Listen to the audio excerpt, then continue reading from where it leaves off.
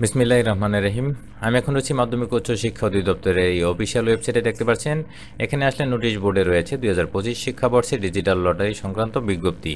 তো আমি এখানে ক্লিক করছি। তাছাড়া আপনারা ভিডিও ডিসক্রিপশন বক্সে এই লিঙ্কটা পেয়ে যাবেন।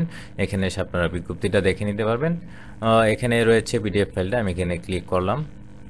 সম্পূর্ণ বিজ্ঞপ্তি চলে এসেছে। আমি একটু জুম করে দেখাচ্ছি। এখানে দেখতে পাচ্ছেন প্রকাশের তারিখ 10 ডিসেম্বর 2024, ডিজিটাল লটারি সংক্রান্ত বিজ্ঞপ্তি।